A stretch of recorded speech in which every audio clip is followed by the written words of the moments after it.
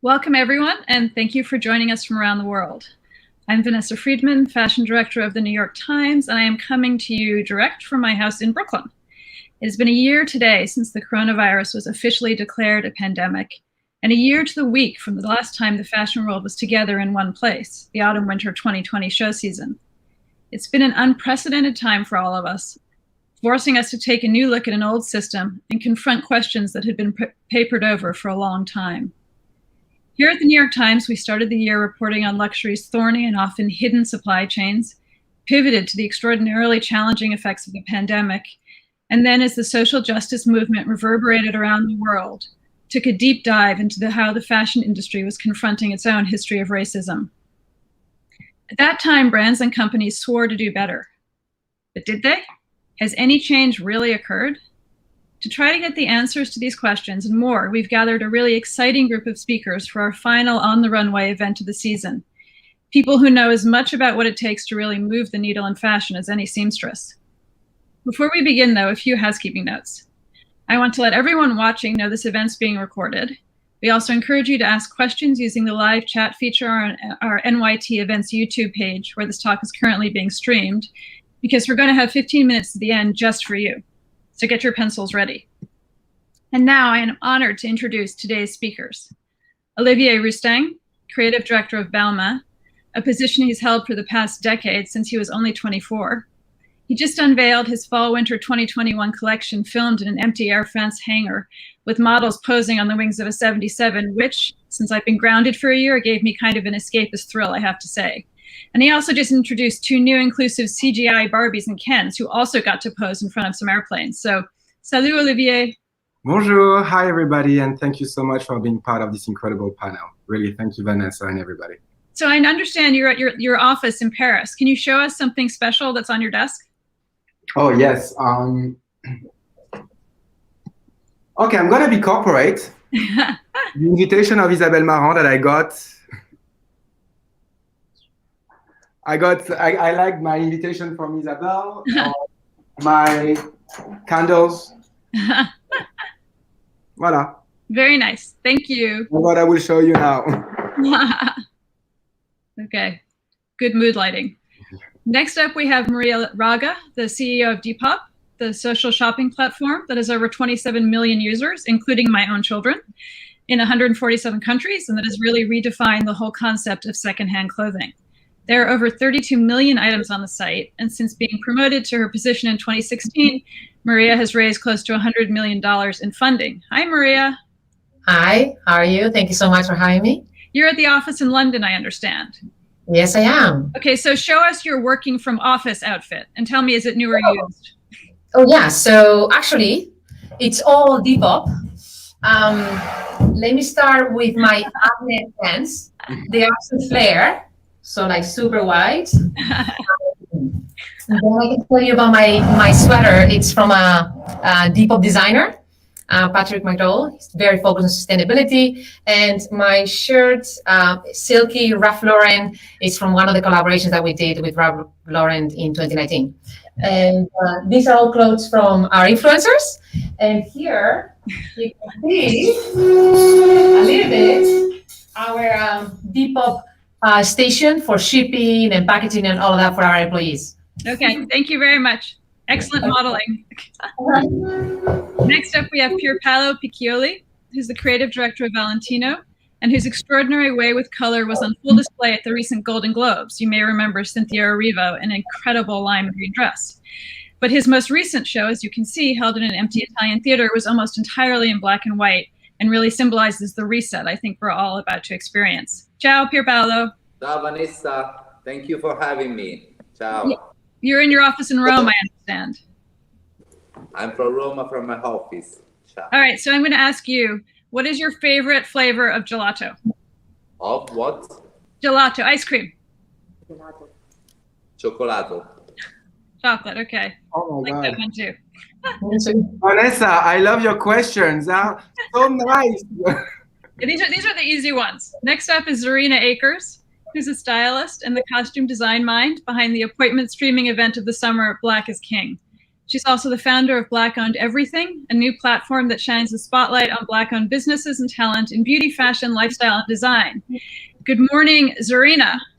Good morning. Good morning. You just got back home to LA, I understand, so it's pretty early where you are. Oh, yes, early in the morning. All right, so I got to ask you, green juice or coffee in the morning? Coffee in the morning. Me too. As much as I want to say green juice, I mean, green juice may come after, for sure. Me too. Well, listen, thank you guys all so much for being here today. I've got to say, for me, the bar is pretty high at the moment for interviews about institutions with an entrenched establishment, given what took place in California earlier this week at the certain royal somebodies. But, and I know I've got a ways to go here, I'm going to do my best to rise to the occasion and channel that model. So I want all of you, when you look at me, you think Oprah. And then I want you to really spill the tea, okay? Yeah. Here we go. Now, I want to start by going back a little bit to last summer. Lockdowns had started, stores were closed, everyone was talking, especially in fashion, about what needed to change. And at the time, there was a lot of discussion about too many collections, too much product, too many shows, how we all needed a reset. And then came Black Lives Matter, and the conversation really switched to focus on diversity and inclusivity.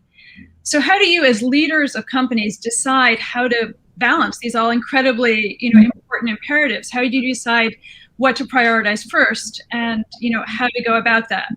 Olivier, I want to start with you, even though this is a question that I'm going to ask everyone too.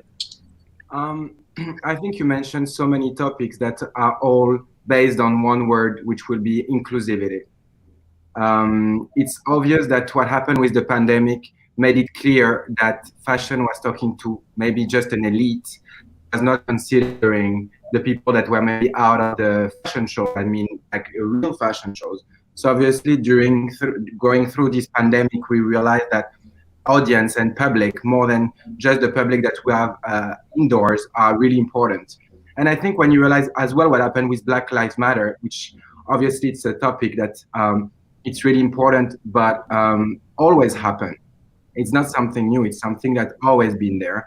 I think fashion realized that using a lot of social media, because they couldn't speak to the audience directly, whatever was magazines or fashion shows, they realized that with social media, people start to just being, I would say, mentioning real topics that fashion should talk about. And because there was that pandemic, social media gets really important, and people start to be really like in the social media and telling what was wrong, and of course in the streets as well. But I think I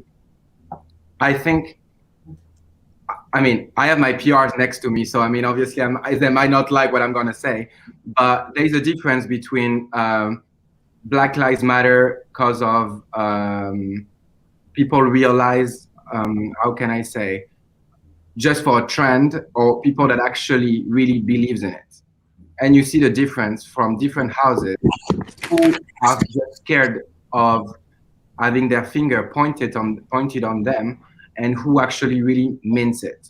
And I don't think you realize who believes in it during this year. You realize who believed it from their entire career. And the meaning of the houses is not just this year about Black Lives Matter. It's about decades. So I think there is what I think has been really important with being stuck in our house and using social media and not communicating much. We realize what really matters, what matters really in the real life with an audience that was not maybe accepted in fashion. And people realize that fashion needs more than just the people indoors for a fashion show. They need a real community. And that's why I think what happened this year. And obviously, when I say the word inclusivity, it's something that happened with Black Lives Matter. It's something that happened with sustainability. We want to be a community of the world, and one, not separated, not divided, that believes in the climate, that believes in a group of people, no matter the difference, just we're all together the same. Mm-hmm. Maria, do you agree that you can't really disaggregate these two issues, that, they have to go hand in hand? Yeah, 100%. So for us, actually, it's super interesting what you said, because when we started to look into diversity issues within our internal team, we realized that, the diversity is something that you can sort of improve by making sure that you've casted your targets or people that come in, different quotas and all that. But the inclusivity was actually one area that was not really understood, like making people understand that, you know, there is certain people in the team that don't feel inclusive, that they don't feel that they can open up, and finding ways to really unlock that. It was definitely something that took me time to myself even to realize. At Depop, diversity is like at its core. So on the back of the BLM practice movement last year, we actually realized that we were not doing enough actually for the Black community.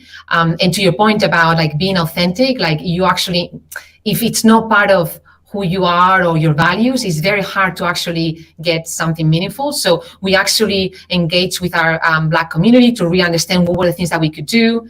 And on the back of that, we actually realized that just sponsoring Black-owned businesses was not enough. We needed to like really showcase a little bit more about their journey, how they got there, and also really create these role models that will allow other people to feel inclusive, actually, not just like showing off that there's multiple, you know, types. And so that was actually a very revealing exercise for us. You're one of the few businesses that has published publicly a kind of, you know, chart of how many, you know, your representation statistics. Yeah. So, company. Yeah, so this is on the back of the fact that again, it's all about being authentic and linking it to your own mission. So our mission as a business is to build the most diverse and progressive home of fashion. And so on the back of that, we have diversity plan.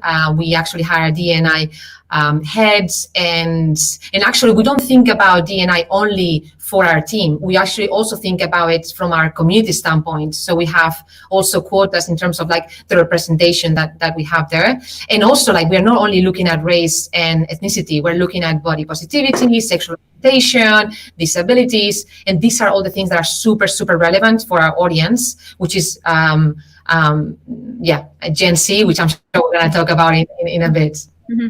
And Pierpaolo, I mean, for you, how do you prioritize? How do you think about the events of the year?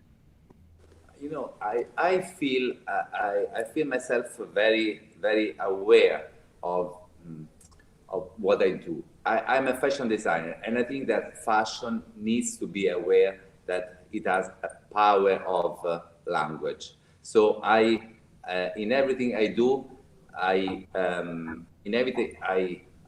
produce, I always feel that I want to deliver my values, my ideas, and equality and diversity are for sure parts of my job and my values. I always try to deliver through clothes, through the image, what my values, because I think that fashion doesn't need to speak with words, just speak with images. And through the images and what you produce, you have to deliver this idea of equality. For me, it was kind of a challenge because Valentino was, a brand very known for exclusivity, for a certain kind of lifestyle. And the real challenge was to move and to twist this brand embracing a new world, which of course is based on the idea of exclusivity for me. I think that as a designer and as a person, I want to tell about myself, about my values through the job I do. So for me, it was important to twist the brand from the exclusive world of a certain kind of lifestyle to a new world, new values, while keeping the values of the house itself, because haute couture, the idea of humanity are definitely part of this new world. And but so, how did you do that? I mean, how do you pivot? How do you open it up? I think that I did it 2 years ago. I did this haute couture show that was about the celebration of Black beauties in couture. It was a statement, and through the image itself, I wanted to update that idea of couture as something relevant for other times in a new world. So because actually when haute couture was born, it was meant to be, of course, for to celebrate the uniqueness, but actually black people were not allowed to, because a magazine like Ebony or Jet were not allowed to, even not to borrow the clothes to shoot them. So, and it was not so much time ago. So for me, it was important when Franca Sozzani did a black issue 12 years ago. It was not as important, as relevant. They didn't give so important. So for me, it was important to do a different statement about an haute couture, very classic. I was looking at the picture of Cecil Beaton, the very classic picture of couture. Say, what if you turn this picture, swans, into something different with women of different. And today, I feel that we are in a different moment. We are progressing. We are we don't have to talk about diversity. Diversity has to be there. It's that. You have to. You don't have to think about it. It has to be done as value. You have to talk about it.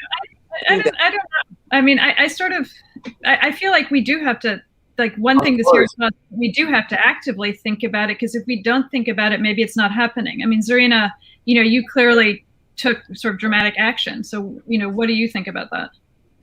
Well, I think to answer your original question, I think that, when you're talking about humanity and human life and human bodies being harmed and injured, and even as we see many attacks on people in the Asian community, it has to take precedence over business. It has to take precedence over how you pivot, fashion.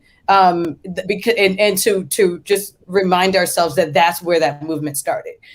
It then spawned as a reaction to then celebrate the Black community, to then put forward more Black designers as an answer to not maybe attacking, a number of corporations, or an answer to maybe spending your time a little bit differently. So I do agree with you, Vanessa, that it is something you have to talk about until we can get to the point that Pierpaolo, kind of is, where it just is, and it just happens to be, where you don't have to count numbers and quotas, and because the best person for the job is there, and it's whether they occupy 20 or 30% of your company, or whatever it is, and it's not this sort of, okay, I've met 33.3% of my quota for women in the company. We did it. We are here. We have done something for you, and it's like, until it is second nature, I think it does have to be in the forefront and to continue to be a conversation, because it will, as it did before, be forgotten. And it in many countries where maybe, it's the fight against racism isn't maybe as rooted in the history, forward facing as America, but it is still very present. It has to continue to be a conversation and continue to be something that is very intentional in how you, act, until it's then second nature, where you don't have to, talk about it, which I think we have a long way to go to get to that point, unfortunately. Yeah, I mean, we at the Times just did a big project that I know, Olivier and Pierpaolo know about, where we actually looked at 64 of the sort of biggest luxury fashion companies and tried to kind of track representation, in a variety of ways, within the C-suite, within the employee base, but also in imagery and on the runway. And we found out that it was incredibly difficult, that, there really is very little transparency in most companies, and there's very little understanding. And it wasn't because we wanted to call out companies for being bad. It was because we were trying to get a sort of picture of where we were, because until you understand where you are, you can't really know if things are actually getting better. And one of the things that we found, which was pretty clear, is that in a lot of the, the imagery things really do seem to have changed. Diversity on the runway is significantly better. I mean, it started, as Pierpaolo said, a couple of years ago. I know Olivier has been working, with this since he joined Balmain. but but within the really sort of core power structure of the industry, it's still pretty homogenous and pretty traditional. Meaning, as Pierpaolo said, it's mostly white men. So one of the things I'm interested in is what each of you have done, sort of concretely. How you are actively sort of putting structures in your systems to change and shift that model. Zerina, you literally created a business, right? Yes, I think it was for sure a bit of a trend even before the pandemic of us seeing more plus size women on the runways, many different types of people, and now I'm hoping that shifts, pushes a little bit more forward into the trans community, because I do feel like it's a community that in smaller pockets of the industry, more indie pockets get a little bit of light, but not enough on the main stages. And then I think for me it's just been a bit of a daily practice, and trying to push forward, because I get to really contribute to one of quite of a large platform with my work with Beyonce, and just always wanting to put forward someone a little bit smaller, someone more independent, because and I think a lot of the focus has been on Black owned brands, when it still is wanting to shift the power back into independent designers, because I feel like a lot of people and a lot of these younger creators have pretty much been forgotten about, when we get used to kind of just going on Amazon and buying our things, and and we forget about these creators as mom and pop shops in a way. Mm-hmm. Olivier, do you feel any sort of responsibility toward independent designers, young designers coming up? What have you done with Balmain to kind of change the heritage brand, I guess? I don't think I don't agree on the fact that I changed the heritage brand, because Monsieur Balmain always believed in diversity, even at the time, and when he was dressing different women from different worlds and even from different colors, like from Josephine Baker to different kind of from different ethnicities, it's always been part of the brand. But of course, when I arrive at Balmain, I have to say that I have seen a lot of criticism from the French, I would say more French crowd than American, because French, they don't like to mention the word diversity, because they keep saying we don't need to mention it. And I was just like, we need to talk about diversity, because there is definitely lack of diversity. Like I remember at the time when I started Balmain, there were some people in let's say French fashion crowd that didn't believe at all in diversity, and they thought that was not maybe associated to luxury. You know what I mean? So I think the problem of those people is to actually trying to explain them that a color is not going to define the level of chic or not chic. And that's where we're going through. That's what I'm going through. And I went through at 23 years old at Balmain. After, there is a second topic that is really difficult, is when I have seen many schools in France. I didn't do many conferences in around the world, but in France, there is actually a lack of even diversity in a French school. So this is where you understand that the dream of becoming a creative director or designer or belongs to fashion, it's maybe for many mentalities, fashion doesn't allow diversity in those works, And there is where, let's be clear, like how many black designer there is in France. It's pretty, I don't have to, it's pretty obvious. And there is where I think my role, it's beyond Balmain. My role is to say, if it happened to me, it can happen to you, and that's what I'm saying to the schools wherever I go.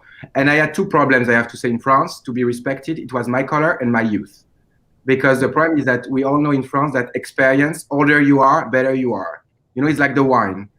When the wine is too fresh, too young, it's never the best one. And like women is the same. Sorry. So Maria, what have you experienced, Maria, and how have you changed that? Like, what have you done, specifically to try and shift your culture? Sorry, Olivier, I didn't mean to cut you. I just said that. Go for it. The same as wine, the older the better. No, sorry. So yes, specifically at Depop, So our approach has been to focus both, like I said earlier, like on the internal side and then also on the community side. On the internal side, besides hiring a head of D&I, we established a set of training programs, especially around the unconscious bias. And we went through this, especially the executive team, through a very exhaustive training to really understand the concept of allyship, the concept of privilege. Many of these things were actually, I didn't think that I was, that I had an issue, to be honest. But then when you go through this process, you're like, I didn't realize this. I didn't realize that. And the entire team went through this. We do have a set of sessions as well. For instance, we did one day of a reflection day where we basically spent the entire day, the entire company going through specific workshops and having people talking to us. And again, all about educating the business. And then, it's been, it's a process, it's a journey. I don't think it's something that you do once and then you forget about it. It's like constantly learning and evolving that, because it's not a one-off. Mm-hmm. And Pierpaolo, I mean, for you, is it about leading by example, or is it something that's more structured and concrete? I think, what Zerina said is exactly what I meant to say. I feel that equality is a very important word. Giving everyone same opportunity is part of my job, and I want to use Valentino as an amplifier to send and to deliver this value. I think it's very important to talk through our job. When I asked my people during last year, because of the lockdown, to do the empathy campaign, was about empathy has to do a lot with this idea of equality. If you stand up for someone, you stand up for everyone, and I think that you have to give to everyone the same opportunity. You have to talk with humans. You have to stand up for everyone, not to pick boxes. I hate to see that it's you have to pick some boxes. I feel that you have to give people the same opportunity. You have to learn by doing. You have to be open to a world that and to give for sure same opportunity to everyone, and not to stand with one group, one kind of group or the other. You stand for everyone. I feel that's the idea of equality means that you don't think about any kind of progress thoughts when you have someone in front of you, but you just are open and empathic with the human in front of you. So that's why we are trying to do some activities like we did a scholarship with Tommy Amayedemi in order to give opportunities to people that they don't used to have for riders to give opportunities with Valentino as an amplifier. Zerina, is that what Black Owned Everything is also about? Is creating opportunity or creating, access, or is it something that you think was like even more, more imperative? It was definitely to give visibility more than anything, because the thing is, it's there, and just for someone to kind of shine a light on it, I think has opened doors for many of the designers and the creators to then now I see them, they're like in magazines and on celebrities, and to watch them like flourish in this way has been really beautiful. But yeah, just to kind of show people, just to use my platform as they maybe discover me or who I am through a Vogue article or something, then they can kind of get some residual light, in that way. So once I decided to create Black Owned Everything, the website and the actual marketplace, that was really more about okay, if we've been able to give this sort of visibility, now how do we make it easier for the consumer to actually support and have a long-standing resource where they know they can come to this place, find really cool things, and then, be, supporting more independent creators as well. But it started because you felt like there wasn't enough attention on those designers, that people weren't, really focused? No, well, yeah, it started when I actually made the Instagram page initially. I really was just finding, I was coming across so many fantastic brands that I was like, okay, well, why don't, we just do it? Why don't I just like post it and share things that I love and things that I'm finding that are beautiful? And it just kind of spun into this need, and there was this demand for people wanting to have this sort of hub. So it took on a life of its own. I would say that I didn't expect it to be what it's become. And, so from that, yeah, it was really just, okay, now also the biggest thing for me was like how to blur the lines of luxury. Because maybe there was a dress designer that maybe she just wasn't presenting her product the right way.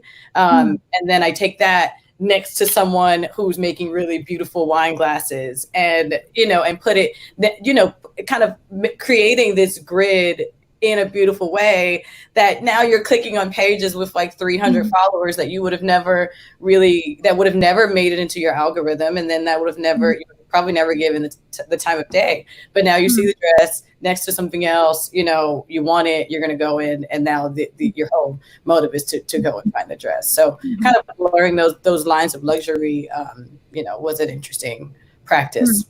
I mean, Olivier, you also really have used social media to kind of create a big tent and like gather people to you. In fact, you named it, right? You're the Balmain Army. I mean, talk about like what, how that changed, how you thought about who you're reaching.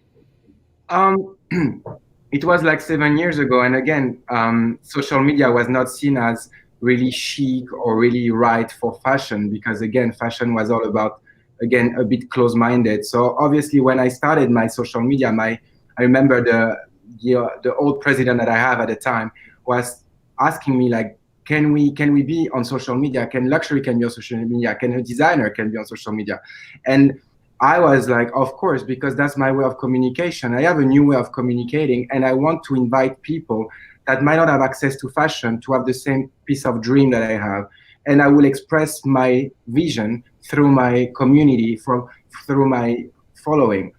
And, it's again, when I started to speak about like inclusivity, this is where, when you can communicate in that sense, in that way, you can invite people to your world and tell them that if I can do it, you can do it. And that was my way of creating that community. And again, how Balmain Army started, because it was 7 years ago, and I did a show, and there was Rihanna coming to my show, and it was really long time ago.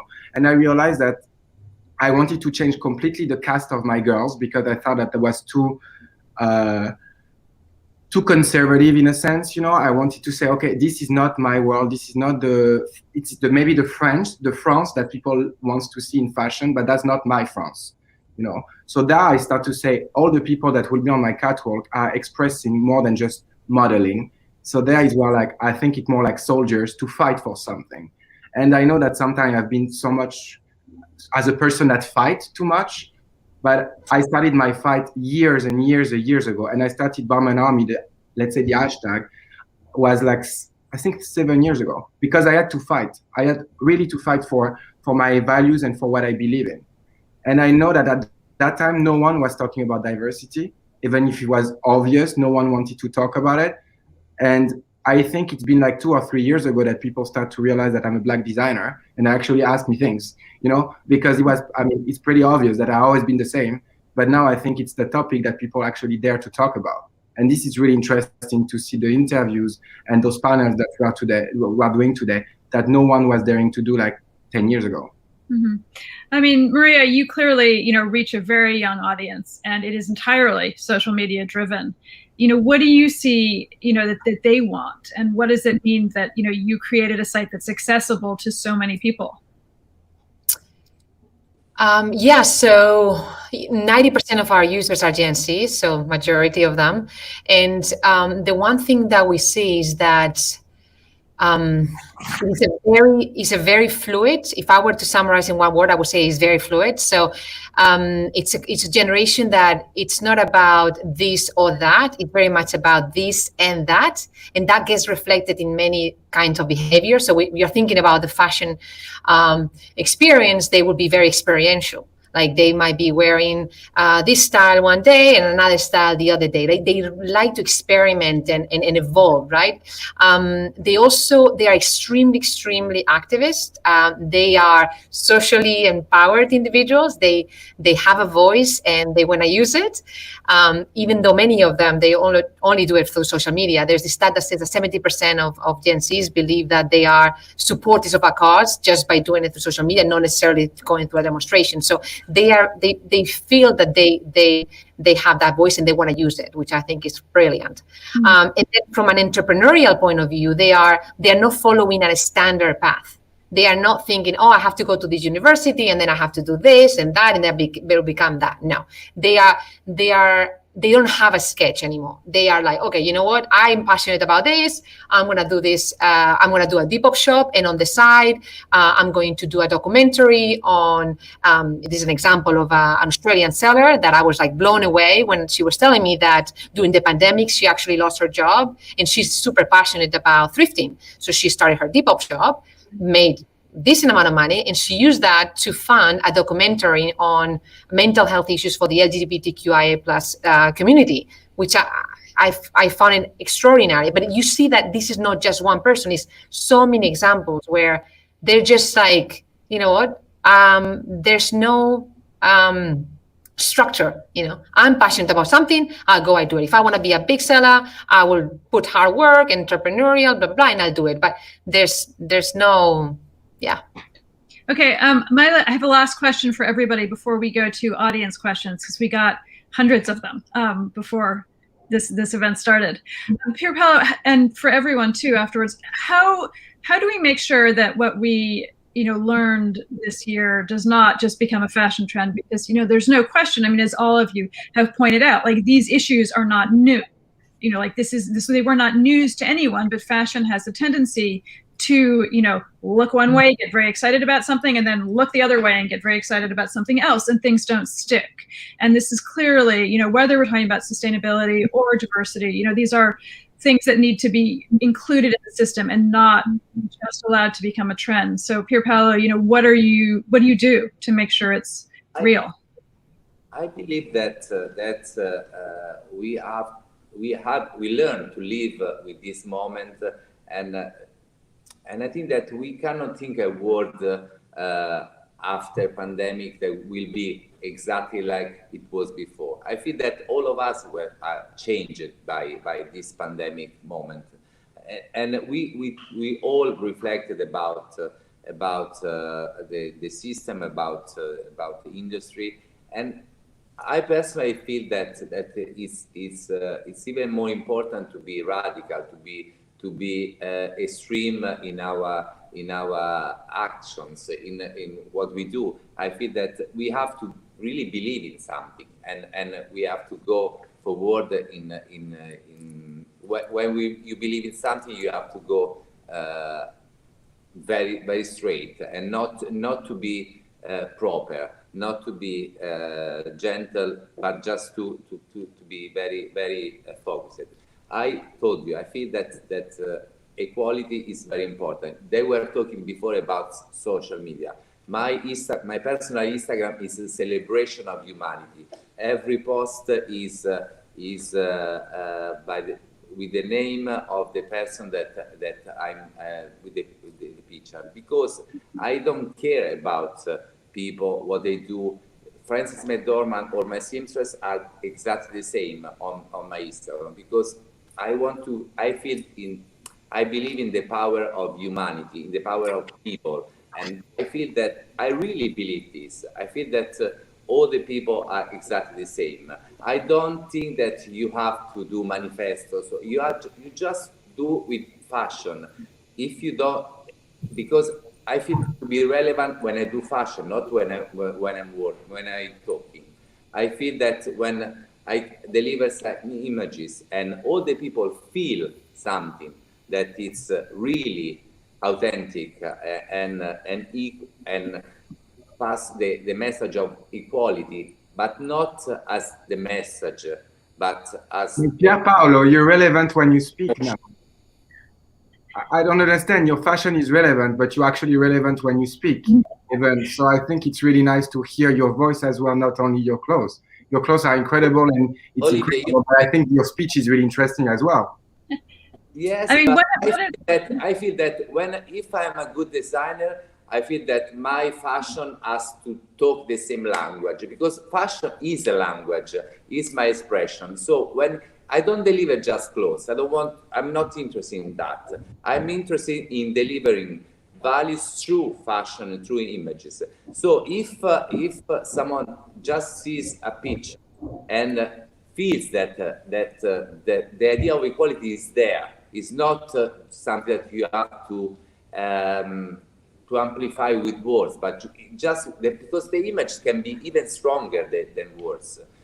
You know, one of the things I like most about what you do, Pierpaolo, is that on your programs for your shows, you actually you name some of the dresses after the seamstresses who worked on them in couture. And I think that was... all the name of the dress used in the history of the Ordre Passage of haute couture. There was like the name for each dress was kind of muse. I hate the word muse. I love people. And so the name of each dress is the name of the people who did the dress, who actually spent 3 months on the dress. So that's a celebration of humanity. But it's something that you have to believe in, because if not, I think in fashion you feel it. You feel if the passion, love, and equality in the system, in the world that you are creating. I hope with boundaries for my children, because I'm a father, so I feel that it's very important to talk about a world with no boundaries, of any kind of boundaries. Okay, Zerina, one of the things that I really noticed about your site, your platform, is that its kind of motto is "We exist for when the trend is over." Can you talk about that? Is this a trend, or is this something that you think really is going to shift, the industry? I think it has begun to shift the industry. I still stand that we have a long way to go. I hope that it lasts longer. I think that for a lot of companies, maybe some easier ways is to get into these partnerships with these Black creators. And even if it's in the beginning for a longer period of time, for the time of 1 year to 3 years, to buy them some time, until the next thing. But I'm hoping that it continues, and I do see a real change in the conversation, and a real change in what people are prioritizing, what they're writing about, X, Y, and Z. But I'm hoping that again, by the summer, or the end of the year, these contracts are over, and then I hope it's not the case that there is no one to to hold it up, but I believe that we've made some really great strides this year, and I'm faithful that and hopeful that it will be a little bit more longer lasting this time. I mean, Maria, I was struck by the fact that in your sustainability report and I guess pledge for 2022, you talked about some of the UN's SDGs, the Sustainable Development Goals. And that is not something that I see a lot with other brands. So I'm wondering, do you think that this is something that should be widely adopted by the industry? Can you imagine a time when the entire fashion industry subscribes to the same set of goals? Or do you think that's an impossible dream? Oof, that's I don't know. I mean, for us, it would be nice. It would be good. But to be honest, like for us, we're very focused about what we're doing, and other people are doing other things, and they need to decide whether that's right or wrong. It's not up for us to judge. We know that our community cares extremely about sustainability. We know there are issues in the industry, and so we're basically doing our part to to improve the situation. And we thought that having a sustainability plan that it's out there and makes us fully accountable, makes me fully accountable, would be a good example for others to follow. Olivier, how transparent can we get? What do you think? What are you talking about now? How much will you let people in to see the inner workings, and how important do you think that is to share with your audience? I mean, as much as I can. I mean, it's obvious that that more you show from your atelier, more you show from your team, more you show from your behind the scene, more you actually show the truth and the reality of who you are and with who you work and what is your vision. So it's obviously something that I will keep doing, and more. Okay. All right, we're going to go to some of the audience questions because we're tight on time, and there are so many of them. So first of all, in an industry where cultural appropriation runs rampant and is the norm, how does one distinguish their true personal style and self-expression without offending another person and cultural upbringing? Pierpaolo, do you want to take that one? Yes, I think that it's really, really important to talk about cultural appropriation and identities. I always feel that it's important, as I said, to talk about person, about people, about human, and to respect the different cultures, the different identities. That's why on my runway you never see the boxes, but you just see people. And I feel that fashion did it sometimes to the kind of cultural appropriation. I feel that it's important to embrace people. Now Zendaya is the face of Valentino. Is the very first one to embody the idea of my idea of beauty, because she is someone who really embodies the idea of values of talent, beauty with an identity very strong. And I feel that it's important to talk about values and identities, which is doesn't mean to talk about cultural appropriation. I don't know if it's clear enough. It's very subtle, I think, the border between being faithful to yourself and keep some kind of cultural appropriation. So it's I feel that if you really believe in something, people will feel it. Okay, here's one from Kimberly who says, in order to see real progress, we need observable and measurable changes. How do we hold everyone accountable if we don't actually have quotas? I mean, Olivier, what do you think about that? I don't understand this question. Sorry, can you repeat, Vanessa? How do you hold yourself accountable for a diverse employee population if you don't actually have, numbers attached to each group? I mean, it's this kind of constant tension.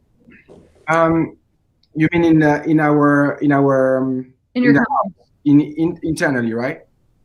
Yep. I think this is a really important topic that I had with all my teams from different kind of departments, and this is something that that we obviously work on in a way. But I think more than working on, I think, for example, my studio, it's obviously more diverse than maybe some other departments. But I think we have as well departments that, for example, the studies, there is really few diversity in the schools. So I think the way that we can actually help that is starting not just from Balmain and from the house, is actually going to schools and being an example and starting to have talks with the students and to explain, a reality that we believe in. And this is what I believe. And again, I speak about France.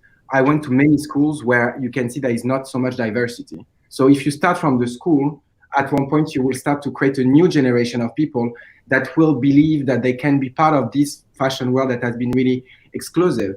So this is my way of thinking. And obviously at Balmain, there is diversity. So. Maria, this one is for you. As Gen Z shifts toward more sustainable fashion, will that pose an expiry date for fashion houses as we know them today? How can they adapt to audiences where thrifting and uniqueness are the new ethic? Are you the death of fashion houses? I mean, I don't know if I am the person that should answer that question. I hope not. There's like brilliance in fashion houses, but I think it's about listening to what the younger generations are saying, because they are going to be the future. They are going to hold this industry to account, and if they want to continue to be relevant with this audience, they need to adapt their practices. I am a very hopeful individual. I'm sure we will find ways to make things more sustainable in the future. I think what's happening right now is a catalyst for that change, for that investment in technology, to find new ways of doing things. But I would, by all means, never want to kill the creativity of this world and the marvelous things that some creative directors are doing. Also, you need them, right? They're your raw materials. It starts with them. Zerina, for you, how do you think the fashion industry in the United States is doing in relation to the rest of the Western world in reaction to diversity and moving away from tokenism? I think outwardly, many companies are trying. But again, going back to the statement you made earlier, when you all tried to kind of do a measure and you saw that outwardly the faces were, brown and different colors, but internally it's a very different story. So I think until there are hard numbers, that's how you can really tell, because again, while representation is definitely important, I think a lot of these companies now, what I'm seeing is that they're offering a lot of these Black creators a little bit of money and, to kind of validate whatever they're trying to do for the moment. And they're not paying them enough for their, in design fees or whatever it is, in usage rights and all of that kind of stuff. And then it's shifting in a space where they're also seeing, I can make money from this, and there's a profit here, and so I'm hoping that again people will continue to be fairly compensated while they're making these strides to diversify and be more inclusive. Yeah. All right, I'm going to do one really quick lightning round to end this. Same question to all of you. Answer it in a sentence or two only. Prediction for the future. Maria, you go. More sustainable, more diverse. Olivier. More inclusive in many ways. Zerina. The people take the power back into their own hands. Pierpaolo. Empathy, humanity. That's what I feel for the future. Okay, great. Thank you guys so much. This has been a real pleasure speaking to you. In closing, I just want to thank everyone for joining us today, and especially to Olivier, Pierpaolo, Zerina, and Maria. It has been a pleasure talking to you. People who are watching, in case you missed something and you desperately want to go back and hear it again, you can rewatch today's panel on Time's YouTube channel, NYT Events. And please follow along with us every week as we host more chats like this with fashion movers and shakers on Instagram Live at New York Times Fashion. Thank you and goodbye. Thank you so much. Thank you. Bye, everyone.